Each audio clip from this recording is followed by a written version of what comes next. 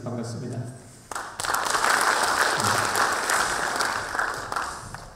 요즘 이제 제가 이 동해 북부선 철도 역사 위치와 노선 위치 때문에 좀 바쁩니다. 그런데 지금 이제 동자청에 지금 이제 망상의지구에 이제 여러 가지 지금 이제 문제가 있고, 제가 자료를 보니까 작년 10월 15일인가요? 아마 동해에서 특강을 했던 걸로 기억합니다. 그래서 이제 주제를 뭐로 잡을까 고민을 하다가 그때는 이제 뭐 경자청이나 그 다음에 망상일지구에 대해서 했는데, 이번에는 뭐 시간도 많지 않고 그래서 일단 동해시 개발이라는 주제로 가지고 내용들을 보겠습니다. 근데 오늘은 그렇게 뭐 돌아가지 않고요. 여러분들은 이미 다 문제 아니까 바로 본론으로 들어가서 이것을 이제 어떻게 해야 될 건지, 뭐가 문제인지 하는 것들을 좀 구체적으로 보도록 하겠습니다. 사실 이제 강원도가 이제 우리가 동해안권 경제자유구역청 신청할 때 삼수를 했습니다. 그래서 이제 저도 첫 번, 두 번, 세 번째 제가 했었고요. 마지막 이제 세 번째 됐던 이유는 사실 이제 옥계에 포스코 마그네슘 공장을 유치하는 것, 그러니까 비철금속 산업단지를 만들겠다 하는 것을 가지고 우리가 동해안 경제자유구역청을 따냈던 것입니다. 그 전에 첫 번째, 두 번째는 다 부평 물류산업단지 활성화 방안이라는 주제였었는데, 여러분도 아시겠지만 우리 강원도가 전국에 우리나라 전체 물류의 3%밖에 차지하지 못합니다.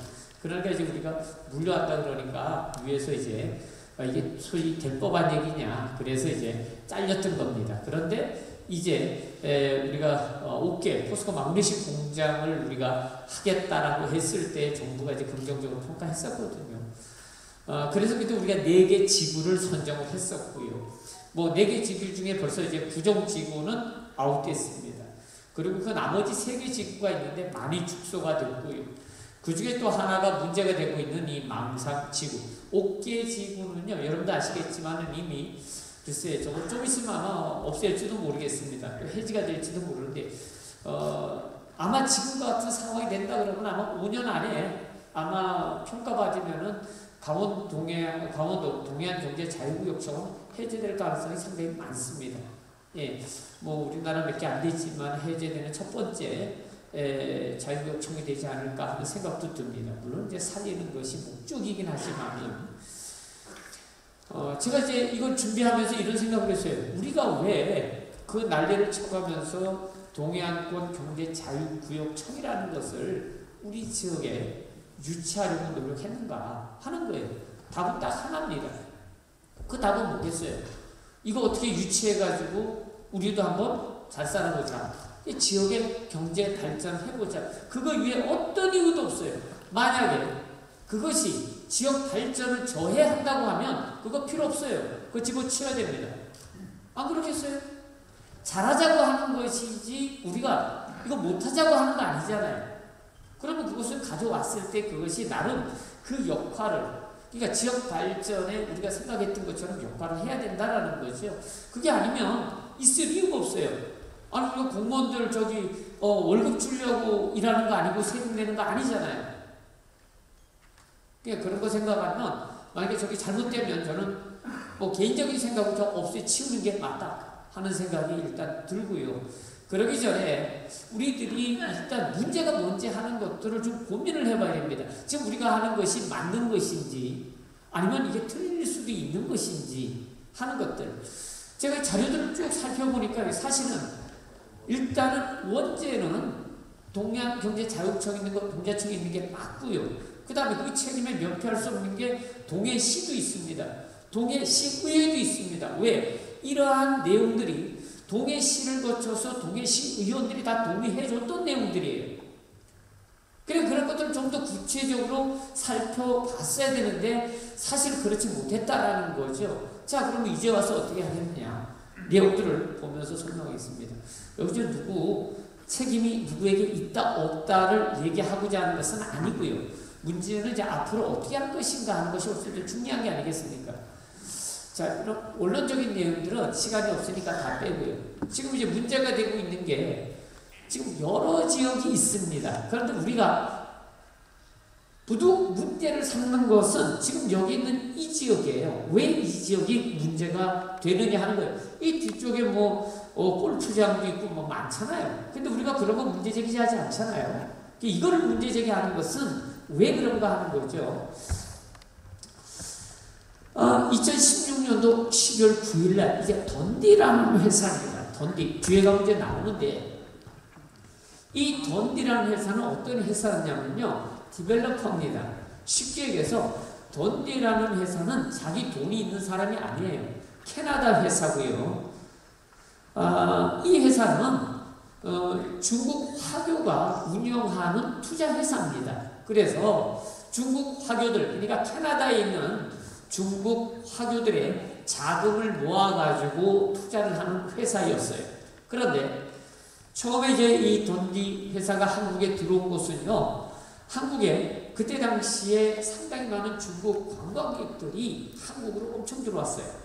그러다 보니까 이 지역에 들어와서 우리가 사업을 하면 많은 돈을 벌 수 있겠구나, 이렇게 판단했어요.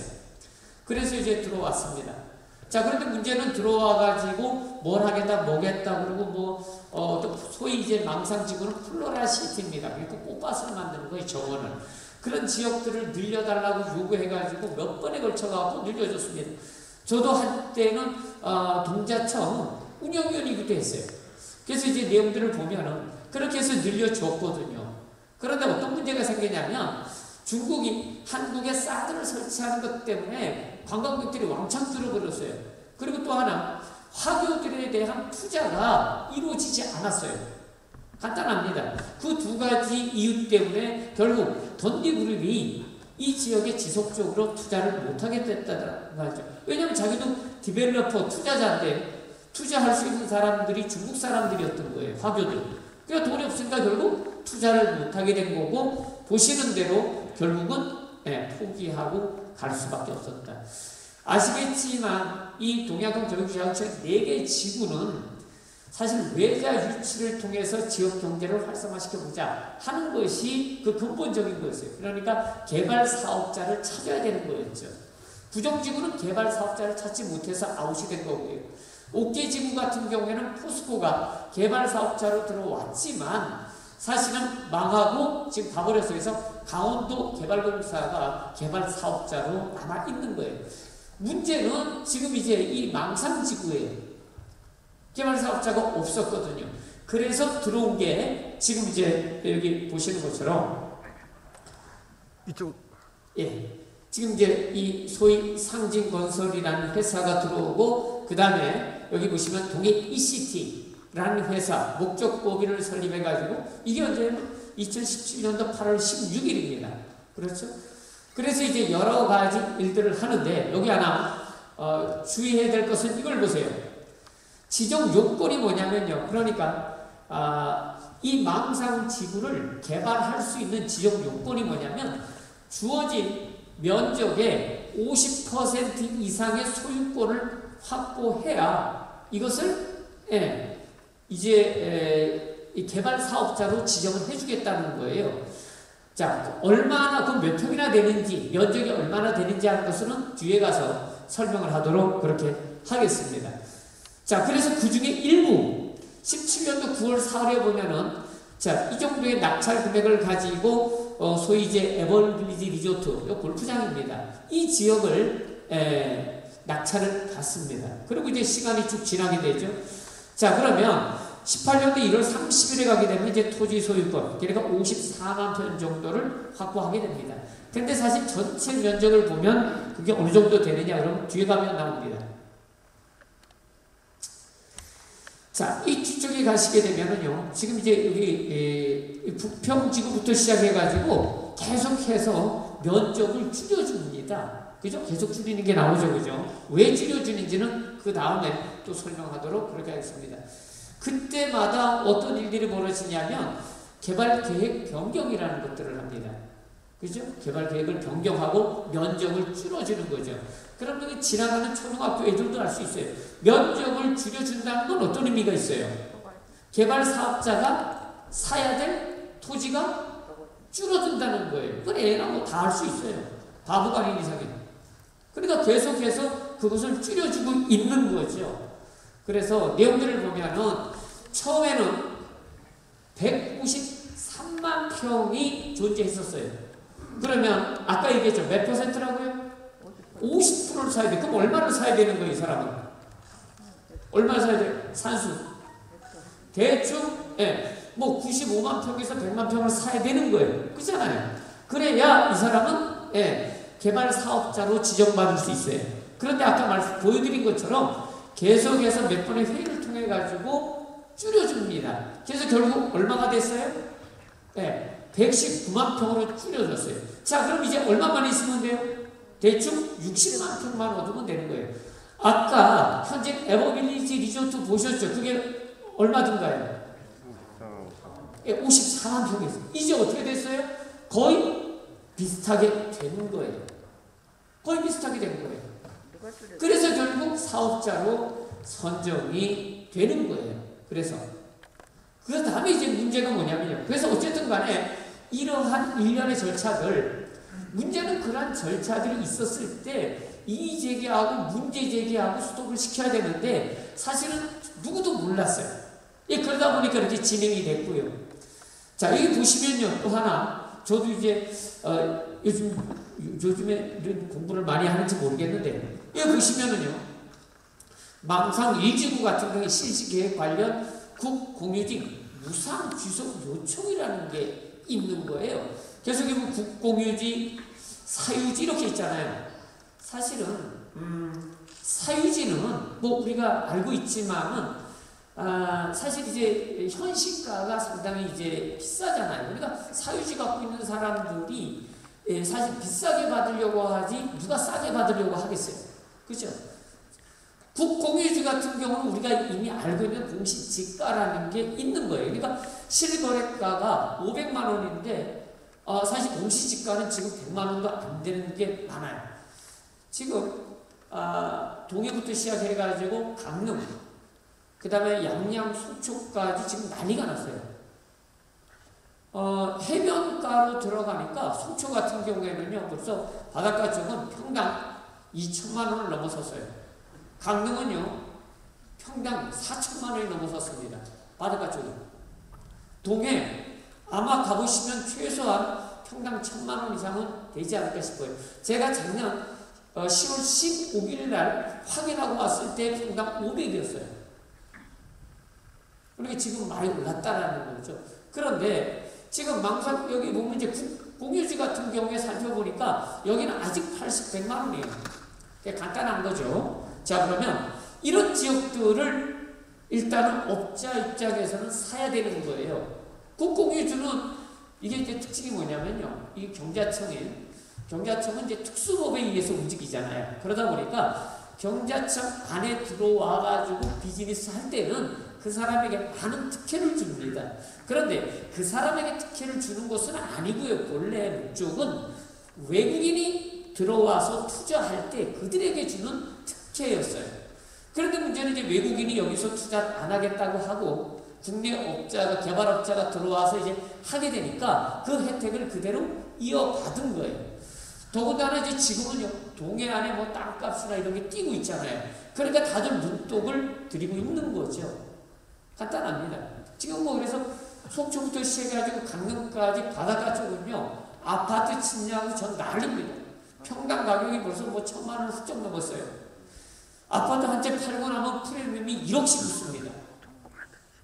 아마 동해도 크게 다르지 않을 거다 생각합니다.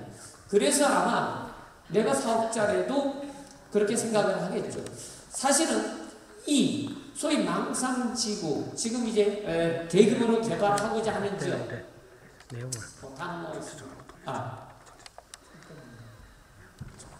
제가 좋아할 때 지금 할 때 뒤쪽에 일단 제가 여러분이 아시는 것처럼 이제 첫 번째, 두 번째, 세 번째 거쳐가지고 망상 특정 지역에 주택의 변화들이 나옵니다. 그런데 제일 마지막에 지금 이제 동해 ECT에서 그 지역에 망상 1지역에 이제 아파트, 소위 이제 다세대 주택 아파트를 짓겠다고 그러는데 그 아파트 수가 9,123대인가 그렇게 돼요. 9,100세대 정도 되더라고요. 그래서 제가 고민했어요. 아니 여기 도대체 동해시 인구가 얼마나 되는지, 그잖아요. 동해시 인구가 증가했는지 아파트를 지으려고 하면은. 그래서 이제 그런 자료들을 좀 조사해봤는데 그럴 가능성이 전혀 없더라는 거죠. 내용을 좀 보겠습니다. 이게 이제 어제 그저께 밤하고 제가 통계청 들어가고 자료를 다 살펴봤어요. 1980년대 동해시 등록인구가 10만 1000명이었어요. 그런데 이 보시는 것처럼 계속 줄어들어가고 2018년에 9만 2000명이에요. 그러니까 절대 느는 게 아니고 계속 줄어들어요.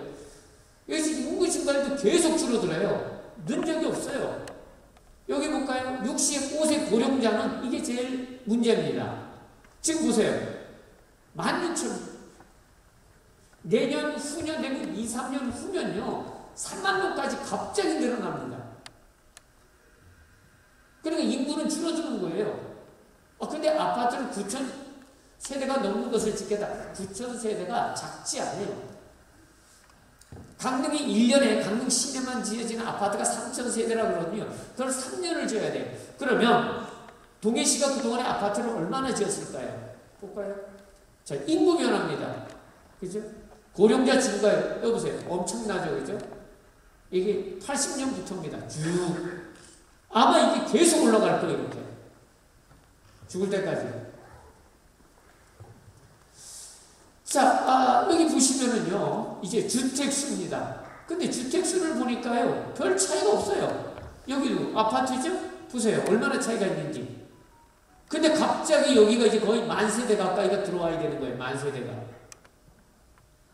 보급률은요, 보세요. 이미 113%예요. 주택보급률은. 자기 집 다 하나씩 갖고 있다는 얘기예요. 동해시 인구는.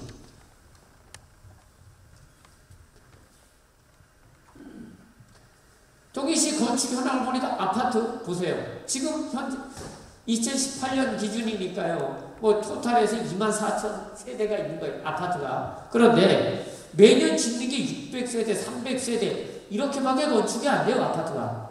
매년 지어지는 게 쭉 보시면은 여기는 이제 뭐 몇 년 동안 지어진 거고요. 여기 보시면 얼마 안 되잖아요. 2014년 한 번만 1200세대. 이거는 단지 개발할 때. 그런데 갑자기 여기에 자, 9,000 세대를 짓겠다. 뭐 지을 수 있어요. 지을 수 있어요. 자, 그러면 이를 짓겠다라는 것은 이렇게 이해할 수 있어요. 두 가지입니다. 하나는 동해시 인구가 늘어나겠다. 일단 이거 먼저 하고 설명하겠습니다. 동해시 인구가 늘어나겠다. 사실 지금 강릉 같은 경우에도 아파트를 지어가지고 분양을 하죠. 그럼 이제 저쪽 송정해변 바닷가 쪽으로는 평일에는요 아파트가 텅텅 비어요. 사람들이 없어요. 주차 공간이 엄청 넓습니다. 토요일, 일요일, 금요일 저녁부터 바글바글합니다. 소위 얘기해서 세컨하우스로 많이 쓰고 있다라는 거죠. 세컨하우스로. 속초, 양양 요즘 아파트 붐이 일고 있는데 세컨하우스 인기가 엄청 높대요. 왜? 코로나19로 인해 가지고 외국 못 나가잖아요. 그러니까 동해안 쪽에다가 아파트 하나. 그 서울 수도권 사람 입장에서는 사실 동해안 아파트 1, 2억은 돈이 아니에요. 거기 15억, 20억씩 가는데 2, 3억이 돈이겠습니까? 그러니까 하나씩 이제 다 장만해 두는 거예요. 저는 전공이 경제학입니다. 경제학하는 사람은 간단합니다. 돈이 되느냐 안 되느냐만 따지면 돼요. 물론 제가 비즈니스맨은 아니지만 올해 연말 되면 코로나는 어느 정도 종식이 된다고 치면은요. 지금이야 사람들이 동해안 바닷가 가고 여기도 바글바글 되지만은 아마 내년쯤 되면 아마 연기 사라지듯이 싹 사라져 줄 거예요. 외국 따라가니까. 한국인 1인당 GDP가 3만 달러가 넘었잖아요. 외국은요, GDP가 1만 달러도 안 되는 데가 수두룩하게 많아요. 물가 다 싸요. 동해안에서 가격이 몇 명이 와서 일주일 1박 3일 놀러 가는 것보다 동남아 가가지고 일주일 놀다 오는 게 훨씬 싸단 말이에요. 누가 여기까지 와서 하겠어요? 서비스 잘 받고 좋은 음식 먹고 대우 잘 받다고 그러죠. 그런 분위기가 내년부터 나타날 거예요. 그럼 이건 전부 다 의미가 없어질 수 있다라는 거죠. 어쨌든 간에 그래서 그러면 이런 생각이 있어요. 왜 그럼 거기다가 아파트를 지을까? 그렇잖아요. 분양을 할 수 있을까? 지금은 할 수 있어요. 만약에 여러분들이 한 2년만 더 끌고 가면요, 그 회사도 결국 포기할 거예요. 왜 그러냐면 그때 이미 해봤자 뭐 분양이 안 될 가능성이 높은 거죠. 2년까지 가시려고 모르겠지만.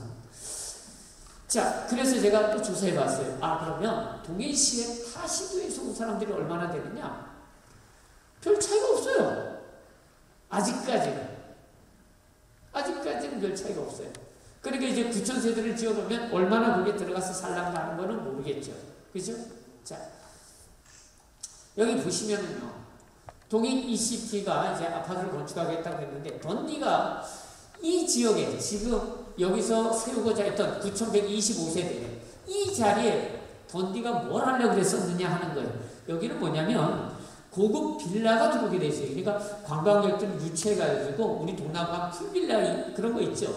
요즘 한국에서 풀빌라가 뜨고 있어요. 그래서 속초나 고성 쪽에 가면 이런 풀빌라, 그러니까 하우스 같은 거 통째로 빌려가지고 가족들이 다 며칠씩 쉬다 가는 것, 이런 게 요즘 우리나라 유행이에요. 저쪽 남쪽으로 가도 이런 게 되게 많이 생긴대요. 아마도 제 생각에는 아마 이런 것들을 계획하지 않았을까 하는 생각이 들어요. 그게 이제 462세대겠죠. 그런데 이제 마스터 플랜 2017년도에 보면은 던디가 그만두겠다 그러고 이제 경자청에서 내용을 좀 바꿔가지고 이 지역이 2,900세대로 바꿔줍니다. 이건 사업자가 있었던 게 아니더라고요. 알아서 바꿔준 거예요. 자, 이것을 보고 들어와가지고 이제 동인 ECT가 여기다가 9,125세대, 여기다가 이제 이건 아파트인 거예요. 다세대주택을 건립하겠다라고 신청을 한 거죠. 자, 그러면 여기 있는 사람들이 두 가지 형태, 아까 말씀드렸죠. 외부에서 올 사람들이 얼마나 되느냐? 제 생각에는 그래서 지금 하면 한 20% 30%까지 갈 수 있어요. 왜? 평균 동해안 지역에서 수도권 사람들이 아파트를 사는 경우가 보통 20에서 25%랍니다. 그러니까 지금 하게 되면 여기도 뭐 싸면 한 30%까지는 갈 수 있어요. 지금 한다 그러면. 그런데 시간이 지나면 아마 그것은 불가능하지 않을까 하는 생각이 들고요. 그 다음에 또 하나 이제 문제는 뭐냐면요, 시내 자체 공동화 현상이라는 거예요. 동해시도 이렇게 보면 돈이 있는 분들이 꽤 있어요. 사실 우리 제자도 여기 몇 명 살거든요, 동해시에. 근데 다 돈이 많아요. 그래서 만약에 이렇게 바닷가 쪽에 전망 좋고 경치 좋으면 많은 분들이 일로 이사 갈 거예요. 그러면 이사 가면 그 나머지 지역은 어떻게 되겠느냐? 뭐 어떻게 돼? 망하는 거죠. 지금 강릉에 어떤 문제가 있냐면요, 강릉은 지금 공동화 현상이 시작이 됐어요. 그래서 아시겠지만 교동 택지 유천지구가 생겨나가지고 강릉도 인구가 지금 1980년부터 24만 5천 명, 25만 명 됐는데 지금 얼마 하냐면 21만 명이 안 됩니다. 그러니까 20년, 30년 동안 인구가 한 4만 명까지 줄었어요. 자, 그런데 교동 택지 인구가 지금 3만 명 되고 유천 택지가 지금 15,000명이에요. 외지 사람들 없어요. 그러니까 시내에서 옮겨갔을 거 아니에요. 지금 시내, 포남동이나 옥천동 이런 지역들 지금 완전히 공동화 현상 때문에 방법이 없어요. 다 망해가고 있다는 거죠. 가게들요, 저녁 7시, 8시에 다 문 닫습니다. 코로나 때문이 아니어도 거기는 문 닫는 거예요. 자, 그러면 여기도 이렇게 다세주택을 망상주구다 옮겨놓으면 시내 어떻게 되겠어요? 뭐 공동환상 말고 이건 말할 필요 없어요. 그러니까 이런 문제들이 발생할 수 있다 하는 것입니다. 그래서 여기 보면 인구가 여기 22,800명으로 예상하잖아요. 그러면 우리가 2만 명 정도라고만 예상을 해도 지금 동해시 인구 9만이잖아요. 2만 명, 7만 명. 2만 명이 이사를 가야 돼. 그러면 어느 한 두 개, 제가 인구 보니까 한 2동 정도는 작은 동은 날아간다고 보는 거죠. 자, 어쨌든 여기 보시면은요, 이제 고시된 면적들인데, 이것도 이제 재밌는 게 뭐냐면, 개발일 지역들이 여기 보면 점점 줄어들고 있어요. 이게 제일 마지막에 이제 된 거거든요. 그렇죠? 그러니까 개발해야 될 지역들은 점점 줄여버리고요. 아파트 관련한 돈 되는 지역들을 늘린 거예요. 쉽게 얘기하면. 뭐 내가 사가는 사람이라도 아마 그렇게 하지 않을까 하는 생각이 듭니다. 그래서 이렇게 내용들을 이렇게 보면은 여기 이제 전체적으로 보면 토지 이행 계획에서 기본적으로 본인들이 유리한 쪽은 늘리고 불리한 쪽은 다 줄여버렸어요. 그런데 제일 많이 늘린 게 바로 이제 이 아파트 이런 쪽인 거죠. 그런데 이 지역이 또 웃긴 게 뭐냐면 저는 이런 생각을 했어요. 그 지역이 이제 망상지구 이제 뭐 아주 바닷가 쪽은 아니지만 그 인근이란 말이죠. 그러면 거기 아마 평당 가격이 못해도 500에서 1000원 가리라 생각해요. 공시지가는 제가 그때 당시에 보니까 한 100만 원 내외더라고요. 그러면 거기다가 아파트를 짓는다? 아, 그건 대박 나는 거예요. 대박 나는 거예요. 저는 어떤 생각이냐, 만약에 그럴 거면은 지역 건설업자나 아니면 동해시가 아파트 지어가지고 지어야 된다 그러면 저서 싸게 분양하는 거예요. 동해 시민들에게 분양하면 되잖아요. 그걸 왜 남한테 줘가지고 비싸게 분양해가지고 동해 시민들 주머니에 돈이 나가게 하냔 말이에요. 굳이 지어야 된다고 하면. 왜 그리고 또 세금 받고. 이건 옳지 않다는 거죠. 굳이 하겠다고 하면. 그런데 문제는 이제 어쩔 수 없이 할 수밖에 없는 상황이다 하는 것들입니다. 여기 뭐 다른 내용들이 쭉 있는데 시간이 없어가지고 이제 정리를 해야 됩니다. 마지막으로 제가 드리고 싶은 얘기는 뭐냐면요. 왜 이게 지금 이렇게 계속 질질 끌려갈 수밖에 없느냐 하는 것들이거든요. 그 이유는 간단합니다. 일단은 동해시 전체 로드맵이 필요해요. 내가 이 지역을, 우리 지역을 어떻게 앞으로 개발시키고 발전시켜 나가겠다라는 이 로드맵이 필요한 거예요. 그런데 사실 동해시는 그런 것들이 보기 힘들어요. 제가 누차 얘기하는 것도, 제가 이 지도를 왜 가져왔냐면요. 이게 요즘 이제 우리나라 동해안이 뚫는 이유 중에 하나는 이 동해 북부선 철도예요. 그러니까 여기 부산부터 시작해가지고 지금 이렇게 해가지고 물류가 일로 가고 있어요. 가고 있단 말이에요. 그런데 이걸 갖다가 철로로 해서 가져가자는 거죠. 이게 훨씬 더 수익이 남는 거예요. 여러분 에버그린 호 기억나시죠? 여기 수에즈 운항 통과해가지고 못 가가지고 문제가 생겼던 거. 그 보험회사가 보험료를요, 한 20조 원 정도 물어내야 된다는 겁니다. 엄청나죠? 그래서 제 생각은 뭐냐면, 동해시 같은 경우에는요, 지금 항만도 있잖아요. 만약에 부산항이나 부산 신항만이 포화 상태가 되면요, 그 컨테이너 물류가 올라오냐면요, 동해항으로 올 수 있어요. 동해선 타고 올라갈 수 있단 말이에요. 근데 문제는 여기도 나중에 고민을 좀 해봐야 되는 게, 지금 현재 철도는 사용 못합니다. 동해선 철도는 복선이 되고 고속철도가 될 거예요. 근데 지금은 S자잖아요. S자. 여기는 시속 60, 70밖에 못 나옵니다. 그러니까 결국은 동해선 이 철도 자체도 외곽으로 빼야 되고, 그 다음에 물류 컨테이너도 항만하고 연결해가지고 가져갈 수 있으면 동해는 진짜 큰 것이 될 수 있어요.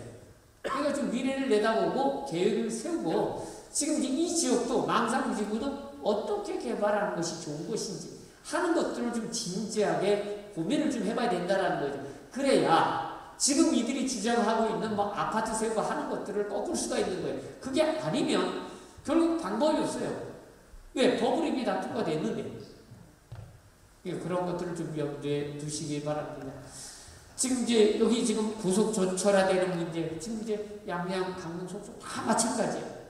동해시도 크게 다르지 않습니다. 그래서 여러분들이 이런 쪽에 좀 관심을 가지고 활동을 해 주셨으면 좋겠습니다. 뭐 시간이 없으니까 나머지 자세한 것은요, 혹시 질문이 있으면 그때 제가 다시 답변 드리도록 하겠습니다. 그래서 마치겠습니다. 고맙습니다.